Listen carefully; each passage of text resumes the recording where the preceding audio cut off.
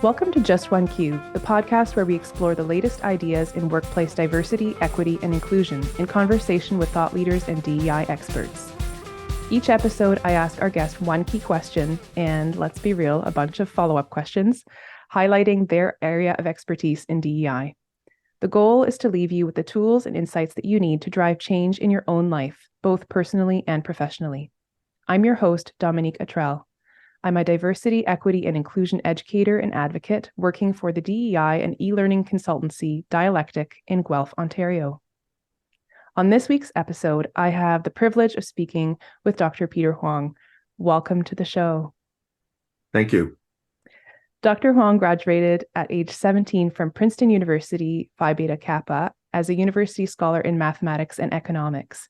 He earned a PhD in applied mathematics from Harvard University and completed a Juris Doctor with distinction from Stanford University Law School. Most recently, he was the professor and Duluth Chair of Business Law at the University of Colorado, where he has taught since 2011.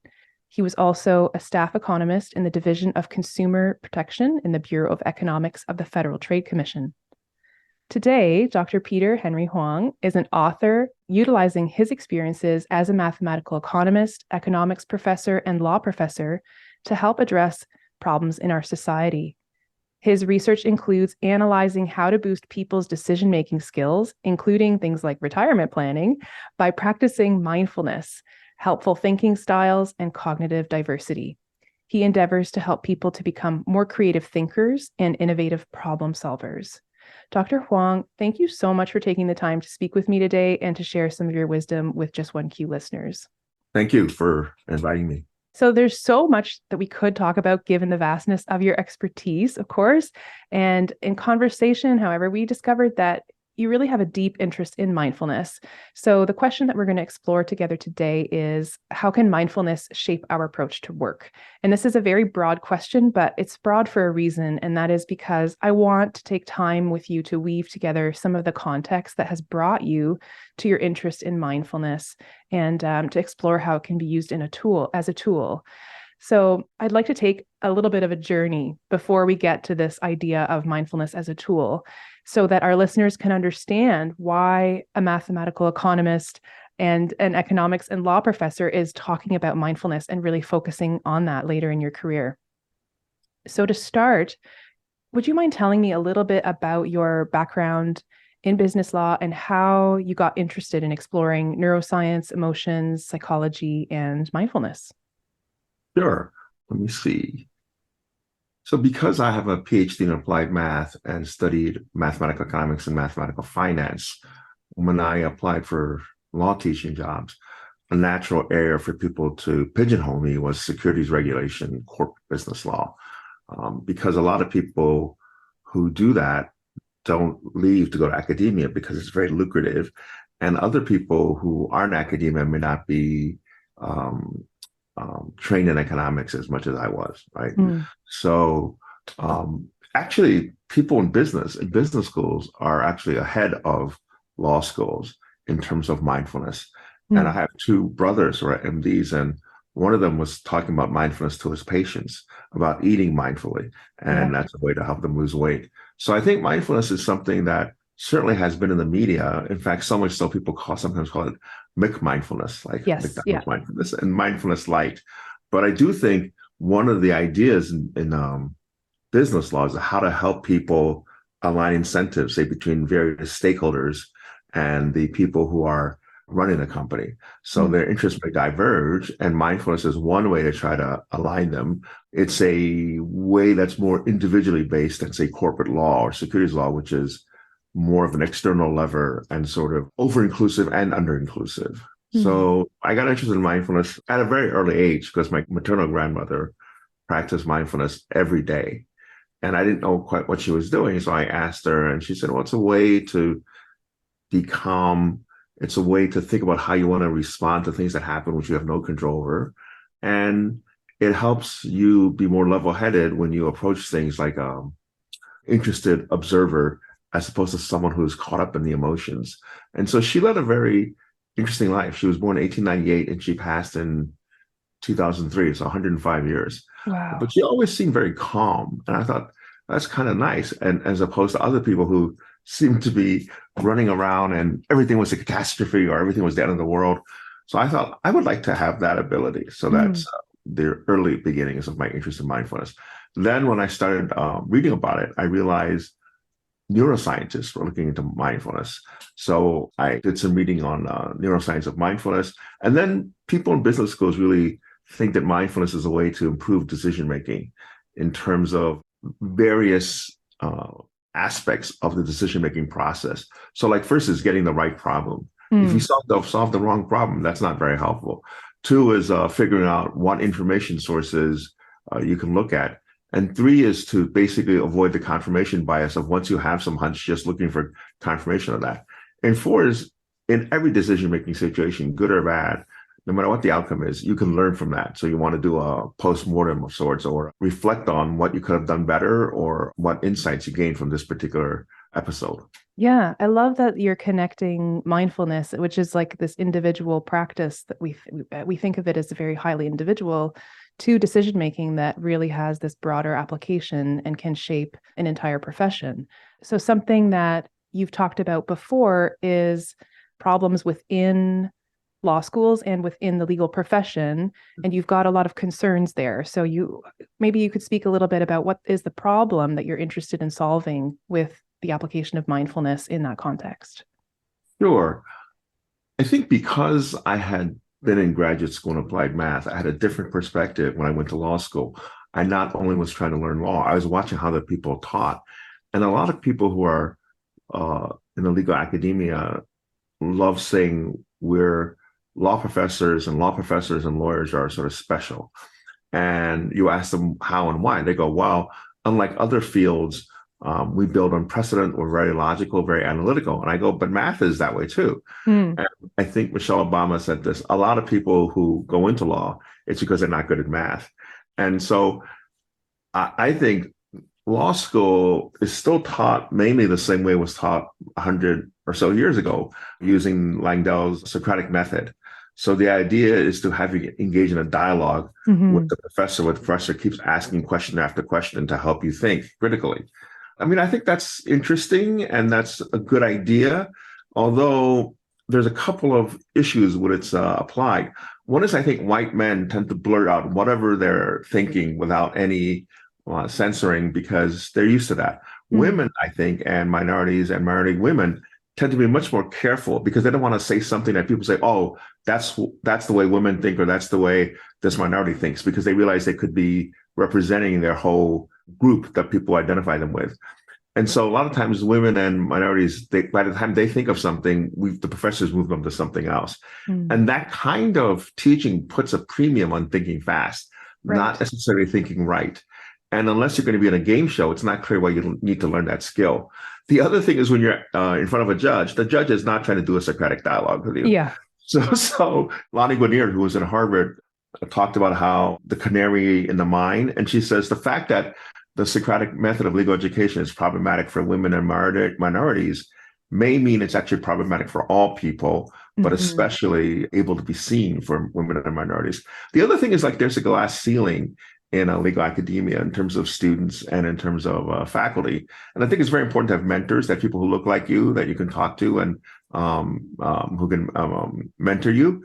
And they did a study at Harvard Law School about how women and minorities don't get to speak as much in class when the professor is not calling on people randomly. So this sort of carries over to law, the practice of law, where a lot of people burn out because it's a very stressful profession. Now, you might say, well, what's so special about law? Medicine's a stressful profession. Being a professional business person, that's all true. One difference is in those other professions, no one else is trying to do exactly the opposite of what you're trying to do, to undo what you've done, right? In law, there's an opposing counsel whose job it is to criticize and annihilate everything you've done. And so lawyers are trained to listen, to respond. So it's not really active listening when you're trying to understand the person. Yeah. You're already in your brain trying to think of how can I poke holes in their argument. Yes. And it might be a good way to be a lawyer. I'm not sure about that, but it's certainly not a good way to be a parent or a spouse. And the problem is lawyers often don't turn that off when they go home. The Right. other thing is, I think, because law has a very strange billing system, the billable hour, there's an incentive to sometimes bill a lot of time. And I think now there's some pressure from people who hire law firms, especially corporations, to try to change that. Or they have their own general counsel, so they try to do as much of the work in-house as possible. Yes. Yeah, I think really law and law school have created a large number of people who are not happy. Hmm. And they're smart people. They're people who just sort of drifted into law school. Yeah. Many of them came with the idea of doing public interest or helping the world. And then they come out as corporate lawyers because that's what pays the most and they have loans to pay off. And so I think we can change that and still teach people who are interested in solving problems in the world and helping clients and do a good job. Yeah. It's interesting that you focus on this idea of happiness. I didn't expect you to say that. And it's just kind of the connection there between maybe a lack of mindfulness or being in this adversarial process all the time where you're not connecting, you're not listening with empathy. You have maybe a hard time pivoting away from that way of thinking and into your other spheres of your life. And overall, that can have a net draining effect and just really limit your capacity for happiness. And I mean, you have pretty strong language about this. You've written about it at length. And the thing that you sometimes talk about is even to go so far as to say it's the zombie lawyer apocalypse, which is very vivid language, right? But you're talking about this decline in mental health among lawyers and how it's sort of reached epidemic proportions. Can you say a little bit more about that? Sure. So people have done studies of law students before they go to law school.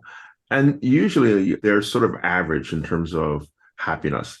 But once they go to law school, within the first semester, something happens. And a lot of those people, when you survey them, not self-report, and ask them how they're feeling, they're very unhappy. They're anxious, they're depressed. And the same thing when you look at first-year associates. And so one question is why? So one possibility is the legal method of instruction, the Socratic method. Another possibility is law school courses don't have graded homework or midterms. Everything rests on one final. So that's like, suppose you eat something bad for breakfast, then that's a problem. And then for junior lawyers, they don't have much autonomy. And often people don't explain to them what they're doing and how it fits into the big picture. So they just see themselves as a cog in this sort of nameless machine. And there's a lot of evidence by psychologists that people need to feel there's meaning to what they do, they're helping others, and to feel happiness, not so much in the yippee skippy sense of I'm happy, but joy, meaning from what they're doing. So when they wake up, they don't say, oh, I don't want to go to work, but instead, I can't wait to go to work and do whatever I'm doing. So one question is, this has been going on for a long time, but I think now it's been exacerbated by changes in the legal profession, the use of artificial intelligence, perhaps, and other sort of technological things, which may replace some lawyers, certainly some of the more boring tasks that lawyers do, like due diligence. So I do think there's a lot more attention being paid now by the American Bar Association and each of the state bar associations about lawyer mental health and about law student mental health. Because if you're compromised mentally, you're not competent and you're not doing the best job you can for your clients. Yeah, absolutely. I mean, the picture that you're painting is pretty bleak, I have to be honest. So you've talked about many overlapping structural reasons why it's so difficult to achieve well-being in the legal profession through law school and then into, the early years of a career.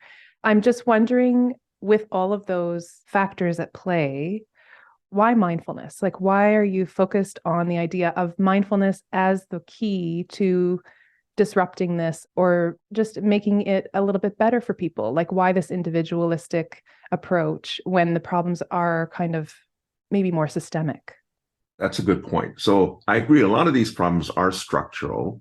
And I'm not saying law firms or law schools can't do anything. They can. But waiting for these organizations to do things, you may be waiting a long time, since lawyers tend to be very conservative, very precedent-based. So the change is very slow. Mindfulness is something anyone can practice anywhere. So, and it's not just useful in helping you be more productive, calmer, less stressed, not just useful in your profession, but in your personal life, in your role as a spouse or as a parent. So mindfulness has a lot of spillover effects. And I think that's one reason to practice mindfulness. And I agree with you, mindfulness is not a substitute for these other structural solutions, but a complement. Yeah. And I like the way of, in my mind, in my conception of it, I'm also kind of thinking about it as positioned as more of a foundation too, right? Like if every individual has the capacity to approach things more mindfully, then perhaps over time, the collective can influence the bigger systems. In DEI, we do a lot of work to help people have these, transformational experiences and understand, their kind of wake up to their own biases and to try to see the world differently. And it requires mindfulness. That's the core thing. And it's what really allows people to be empathetic as well, right? To do perspective taking and all of those things. And so I see that as a really foundational thing to a lot of workplace issues that we talk about in DEI. So I'm just really interested that this is also playing out in the legal profession in a specific way.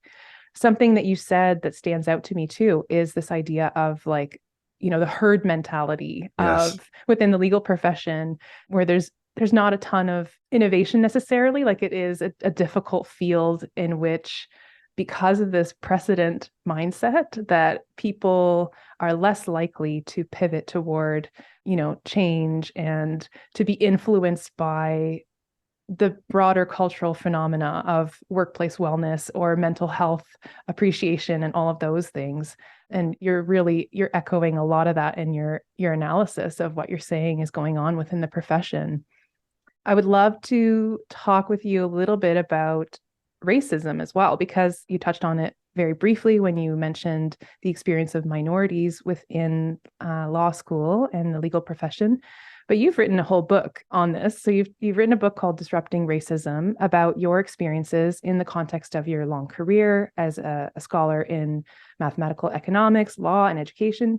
So I'd love to hear from you a little bit about what you were aiming to achieve with this book and sort of what the key message is.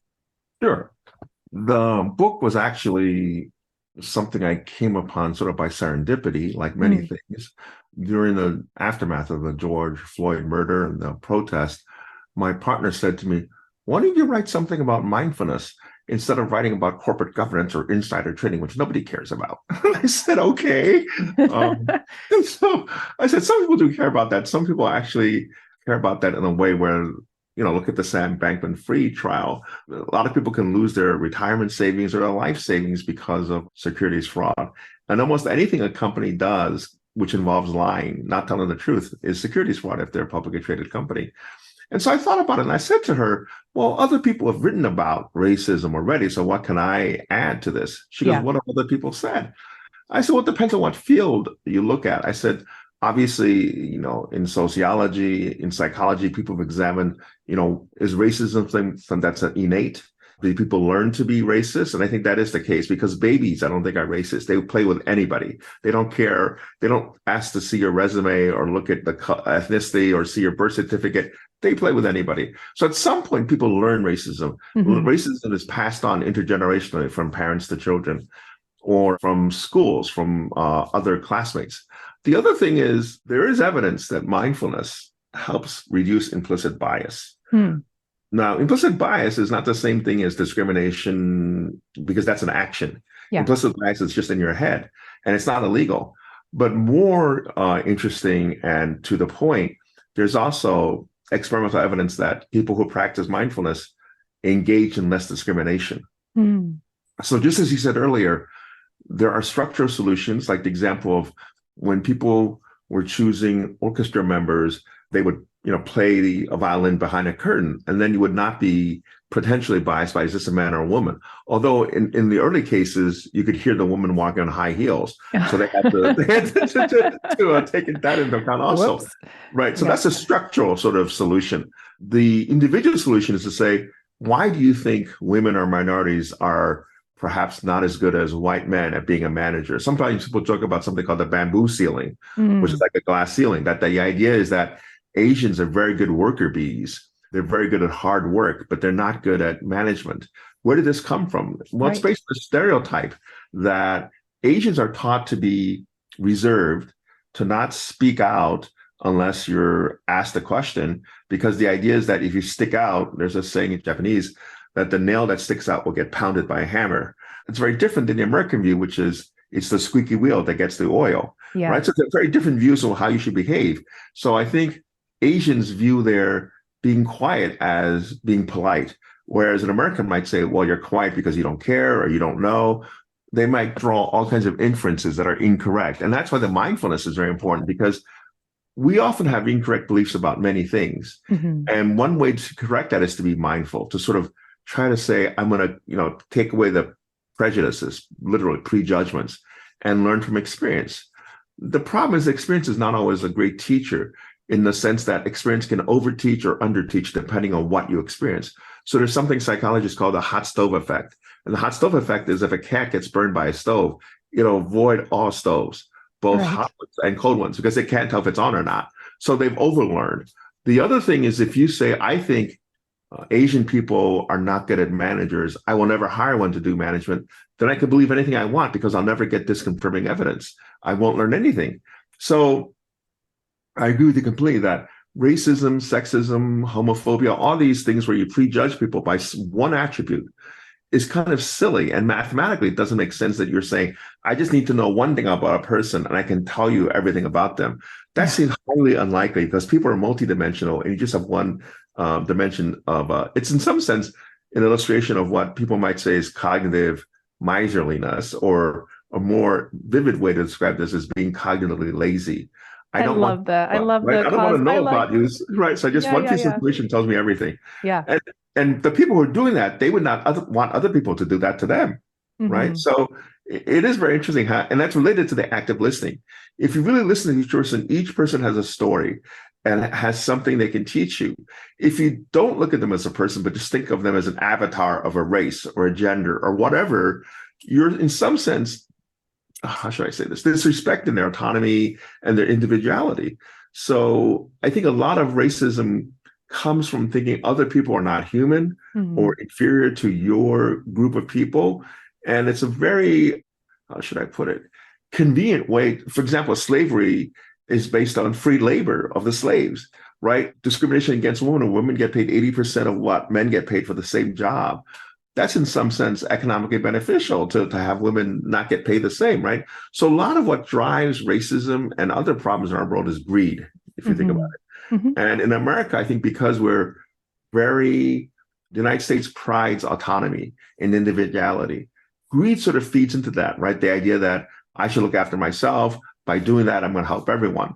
Sometimes, yes, sometimes no. For example, what people call global warming, I would call that climate catastrophe, because global warming sounds like, oh, it's going to be a little bit hotter at the beach. It's much more serious. Right? And it could be nonlinear with thresholds that once you pass, you can't go back. And so I can understand if you work for an oil company, you want to deny climate catastrophe. Just like if you work for a cigarette company, people in the 60s, their playbook was to say, we don't know of anyone getting lung cancer. What are you talking about? These people had lung cancer anyway before this, or it was genetic or something. So they want to deny as long as possible. The problem is now by sort of dragging their heels, they may make solutions much more difficult or impossible. Yeah. So you've just given a whole bunch of examples where just the slightest bit of reflection, right, really serves to discredit the way that you've been thinking about it. You don't even need external experience or even all that much evidence. It just doesn't logically stand. Is that the sort of the idea there with how mindfulness can help us challenge or disrupt racism? Yeah, that's one of the ideas. I mean, people might say, well, why does racism need to be disrupted? Why doesn't it just not persist? Well, one reason is because if it's individually helping you get richer, you're going to keep on practicing. Another reason is if everyone around you in your group, your spouse, your kids, your friends are all racist, it's difficult for you to break out and say, I want to be ostracized and I think you guys are all wrong. So for social reasons, like yesterday was election day here, and I think it's funny how some people, they talk about couples voting for different parties, or couples fighting, or people not voting because they think they won't make a difference. So a lot of what we do is almost all of what we do is motivated by our beliefs. And our beliefs are not always right, but we would like them to be right. So when we have a belief, we are like a lawyer. We're very good at trying to convince ourselves and other people that we're right. And we fight very hard because we think of our beliefs as like our children.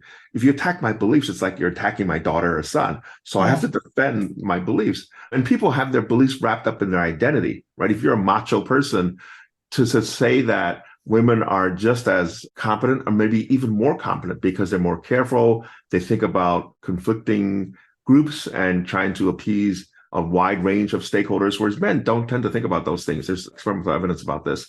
And it doesn't make sense to have corporate boards just old white men when a lot of the consuming public is not old white men, right? So it just seems it should be obvious. Yet these things that are obvious, people have reasons not to change their beliefs. And so one idea is, if you're just mindful and you reflect, like you said, you think about it, you go, this doesn't make sense. Even though I want to believe this, it's like believing in Santa Claus or believing in, something that I know is not true, and I'm hanging on to it. And eventually I'm going to give up the belief. Why not give up the belief now? I want you to dig in, if you could, a little bit deeper, just to help me understand what you even mean by mindfulness. So we're talking about a practice. We're talking about, and I think to different people, it can probably mean different things, is my guess. But the things that you're saying that mindfulness can do in terms of changing our thinking, you're giving it so much power, right? You're giving it so much potential. And I want to understand as a practice, like what it actually is and what maybe how you practice mindfulness as an example. Sure. I don't mean to suggest mindfulness is a panacea to all of the world's problems, but I think it goes a long way. There's actually a video that you can find on the internet about mindfulness being a superpower, which, kids like to have superpowers. So the idea, I think, is mindfulness is a way to see things more clearly. John Kabat-Zinn, who's one of the leaders in mindfulness and creator of mindfulness-based stress reduction, talks about just being a curious observer who's non-judgmental, which is very hard for law people. We like to judge, is that person guilty? Is that person innocent or not guilty? We like to categorize people. But the idea is not to do that in mindfulness. And if you have to look at your thoughts, your feelings, and your bodily sensations, and just realize you are not them. You may be angry now, but you don't represent anger all the time. That too shall pass. Your anger will fade. Anything you think is really important is only important because you're thinking about it at that moment. And one of the things people talk about is whatever you're thinking of doing as a decision, think about how it'll make you feel in 10 seconds, 10 minutes, and 10 years. So I'll give you an example. You're driving in traffic and someone cuts you off. You might be very angry. So you want to speed up to them and say, hey, that was very, rude of you. And in doing so, the person crashes, right? Do you feel good about that? You might instantaneously, but suppose you kill them. Suppose they die. So certainly that'll have impacts. 10 months, 10 years, your license can be revoked just for a moment of sort of pleasure at getting even with someone. One time I was with my partner driving and someone cut us off and she goes, don't you want to speed up and see what that person looks like? I said, no, not really. I said, they could A, be carrying a gun. B, I'm just going to think of them as someone who needs to go fast. Maybe their family members in the hospital. Maybe they're rushing to something. So I'm just going to think that or believe that and not have to. She goes, but don't they need to be taught a lesson? I said, the University of Colorado does not pay me to teach people on the freeway anything. so I said, teach law students.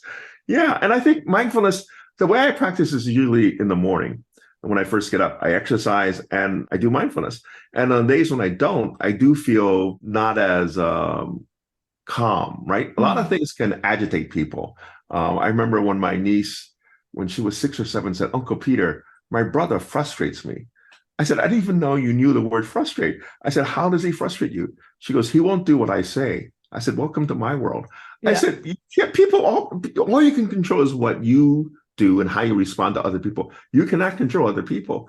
And I think mindfulness is something that if you frame it as individually helpful, more people will come. But that's actually not really the purpose of mindfulness, to help you be a better decision maker. Or the purpose of mindfulness is to make you more even keel. Everyone has emotions, positive and negative. And so the idea of mindfulness is to realize your setbacks are not as bad as you think, and your victories are not as good as you think, that in the grand scheme of things, as Carl Sagan says, the earth is one little blue dot in this vast darkness. And I think sometimes when you take that perspective, and as you said, mindset, what you're really trying to change is transformatively people's mindsets, people's beliefs, and make them a different person in some sense. And so people, if you tell people that ex ante, they might say, I don't want to be a different person. I want to be the bigoted, lazy person I am, right? They won't say that, but they go, So, but if you just say to them, well, practice it, you feel better, you feel calmer. And a side effect of that is you may be more productive, you may be less racist, less sexist, less all of these things that are actually prejudging other people and believing in stereotypes, which may have some basis originally, but certainly don't represent all people of a certain fill in the blank. Absolutely. Yeah. And I guess my next question is, does a mindful person stand a chance of being a really good lawyer? Yes. That's an excellent question. One of my former colleagues, Scott Peppett, wrote an article. I forget the exact title, but something to the effect of, can saints be effective lawyers? The idea being that if you're very mindful, you think about not just yourself, you think about other people. One way to think about mindfulness is that I wish myself well, I wish my family and friends well. So it's expanding concentric circles. I wish all humanity well. I wish even people who have been difficult in my life well. I wish non-human life forms well. So, and you can go as far as you want or as little, as far as little as you want. Yeah. So the US Army was interested in having sharpshooters be more accurate. So they trained them and they had them take mindfulness. So they were more accurate. But then some of the sharpshooters thought, wait a second, mindfulness is a way to serve as a tool, to serve an aim. But let me think about the aim that I'm having here. Killing people. Is that a good idea? And so some of them actually didn't want to be sharpshooters anymore, right? So it's a question of how mindful are you, or what kinds of creatures are you mindful about? And so I think in the case of racism, sexism, some of those things is your thinking is actually not clear, but you sort of know that, but you don't examine your thoughts carefully. And you sort of say the people who you feel are not as good as you really aren't human or something to justify you're treating them badly. But if you reflect, you realize they're human, just as human as you are. So it doesn't make sense to treat them badly. And there is no excuse for treating them as not being human. And I think mindfulness practice is something that is individually beneficial, but also socially beneficial, collectively. Yeah. I wonder if, if more mindfulness was incorporated into law school, or even obviously at the younger years as well in the school system as we move through it, if one of the effects might be, like you said about the sharpshooter, kind of reconsidering their role, that you might end up having lawyers in more cause-based law. Like you stated that as something that is a problem and a contributor to mental health challenges is that people pivot away from their values. They pivot away from that foundation that they have, and as they move through their early career, maybe mindfulness is what is needed to reconnect that and to stay true to those kind of morals and values. Absolutely. There's a book actually by one of my friends, Len Riskin, and it's called Managing Conflict Mindfully. And the subtitle was, Don't Believe Everything You Think. Just because you think something doesn't mean it's true. And in the heat of conflict, where people have very strong emotions being stirred up, it's important to stay mindful and to say, what are we here for? We're not here to yell insults at each other. That's not the point. We're not here to kill people or kill more people than you kill of our side. We're here to resolve a conflict. And so I think, like you said, mindfulness, if everyone practiced it, I think we'd be in a better world. Scott Peppett wrote about an example in his article where he said, people often say you can't be a good lawyer if you're mindful. And the example he gave is, suppose you're a lawyer who your client is someone who has allegedly raped someone. So when you're questioning the rape victim, you basically want to make them relive the rape. And if you're really mindful, you go, this is not a good way to earn a living. This is really hurting other people. Yeah. And so you might say, it's one thing to say, I'm not going to do it someone will, but you won't be the one doing it. That makes a difference, right? And maybe no one will, but people realize, well, this is not really all that great a way because I won't be able to sleep tonight or it'll be bothering me. Yeah. And I agree with you. I think we should try to teach mindfulness as early as possible, but also in all professional schools, in medical schools and in business schools. Mindfulness is either an elective, which is very popular, or something that my partner who's a OBGYN, she said she went to a lecture they have this lecture every year because when their, I think, son passed away, one of the conditions of the settlement was that they would endow this lecture, and this lecture would be something that all the physicians had to go to. And one year it was about mindfulness. There's a book called Attending. So it's both attending physician and paying attention. Right. And the idea is that you can be a more effective doctor if you're mindful, and your patients will pick up on that and feel that you care about them if you ask them individual questions as opposed to generic. And I think business people often, if they're mindful, they can spot more profitable opportunities or negotiate better. I do think if we could teach kids mindfulness, that would be great. I know that, I think it was in San Diego, some parents sued and said, we don't want mindfulness. It's just disguised Buddhism. You can teach a non-religious, secular form of mindfulness. And maybe the better word would be awareness, or something that doesn't sound touchy-feely. So one time, my nephew was acting up, and my partner said to him, David, you need to have a timeout. You need to go and sit down and think. He goes, oh, I know what I need to do. I need to go hesitate. What he heard in class was meditate, but he thought it was hesitate. And then we all thought, actually, hesitate captures a lot of what mindfulness is. Stop. Stop doing what you're doing and think, do I want to do this? Do I want to continue? So I always think that's a good way to remember. Mindfulness is not something that is really that foreign. In every, I think, culture, religion, there's some form of mindfulness. The other thing is, I often have students tell me, oh, I can't do mindfulness. I'm not good at it. I go, what do you mean? They go, when I sit down and I'm trying to empty my mind. I said, that's not the purpose, not emptying your mind. And they go, but other thoughts come in my mind. I said, great. The fact that you recognize a thought is coming is great. Now just don't become the thought. Don't obsess over it. Think of the thought as like a cloud. You watch it and it moves away. And he or she will say, oh, I thought mindfulness was like, I had to think of nothing. I said, that's very hard to do, actually. If I tell you don't think of a white elephant, you're going to think of a white elephant. So absolutely. Yeah. That's a definition. Like, I grew up in a Christian family. That's the background. And that's, I mean, mindfulness or meditation or yoga or any of those things were sort of considered as not okay in my, not so much in my immediate family, but certainly in my extended family, where there were very strongly religious people. And the idea was, if you empty yourself completely, you're inviting kind of bad things to come in. Yes. And so this idea of being vulnerable intellectually, of emptying yourself of all of the things that you have learned or thought, and that could be a risk. So it's really interesting to hear you say that.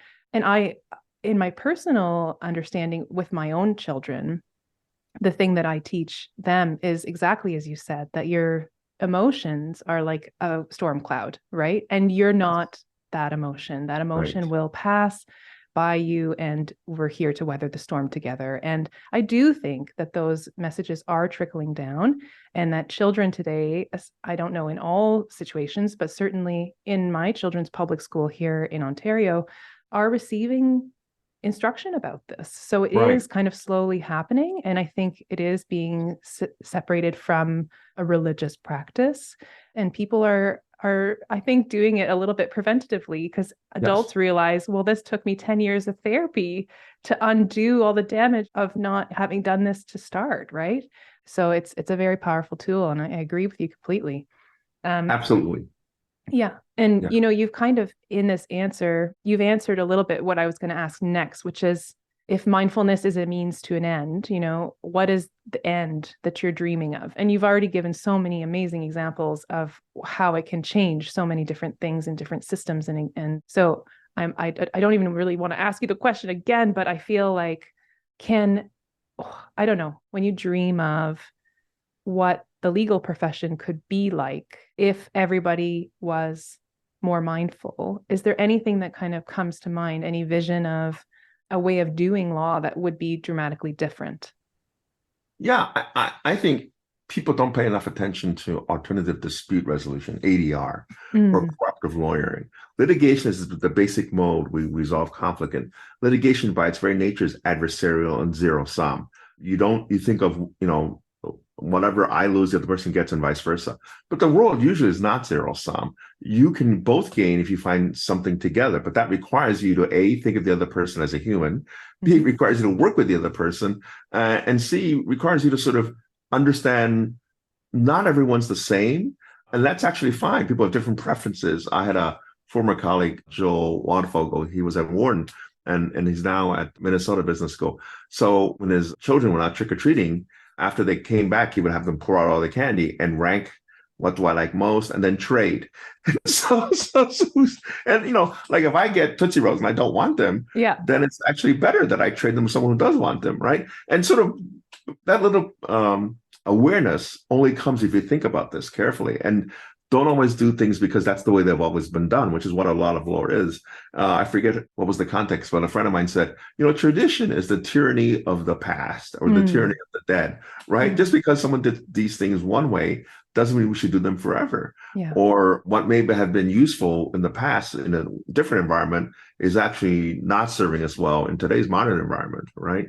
So like we may have had a taste for sugar or other things when we were living on the savannah, which I always thought was like a television show based in Georgia, versus now when there's so many choices in the supermarket, right? And we gravitate to the ones that taste good and are not necessarily healthy. I myself struggle with weight sometimes because my reaction to stressful events sometimes is to eat.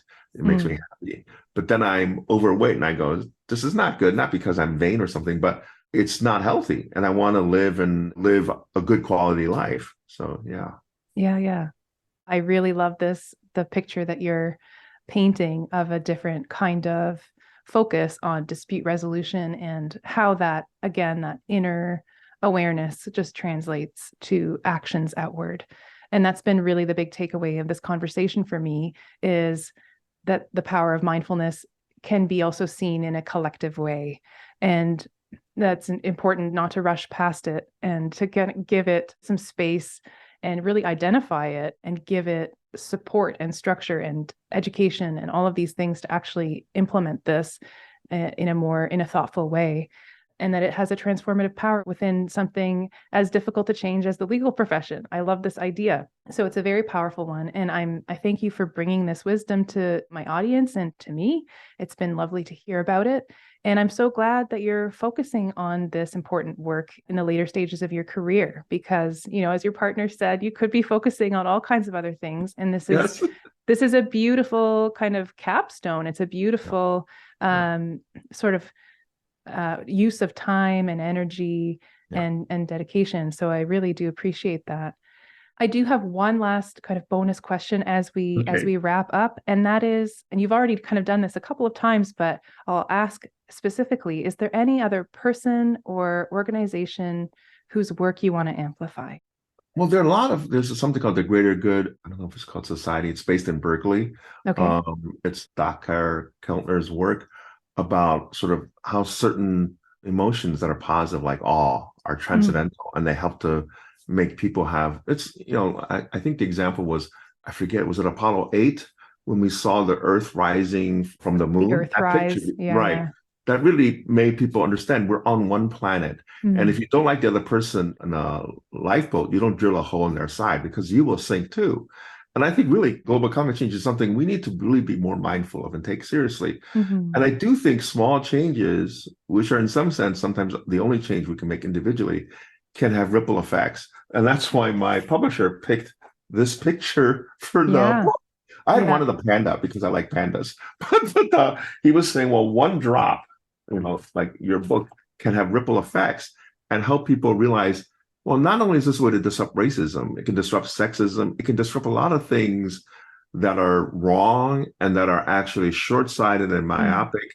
And, I don't know if eliminating them or eradicating them is possible. It certainly can disrupt it, right? And I think that's certainly a good goal. That's a goal an individual can say, in my life, I'm not going to practice racism. Or if I catch myself doing it, I'm going to try to be more mindful about it and stop myself. Yeah. That's a very powerful message. Well, we will certainly share a link to that in our show notes so that people can check it out for themselves. And of course, to our listeners, if you want to stay connected with Dr. Peter Huang, please go to the show notes to find links to his socials and his website as well. And Dr. Huang, thank you so much for joining me today and for taking the time to have this conversation. I've really enjoyed it. Thank you. I really enjoyed it too. I think that's one of the great things my grandmother said. Every day you should feel happy when you learn when you go to sleep, you know something you didn't know this morning. And just talking to you has made me rethink about mindfulness in different ways. So that's been very helpful. Thank you very much.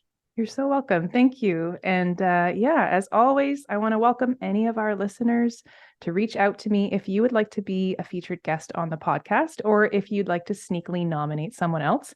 You can find my email in the show notes.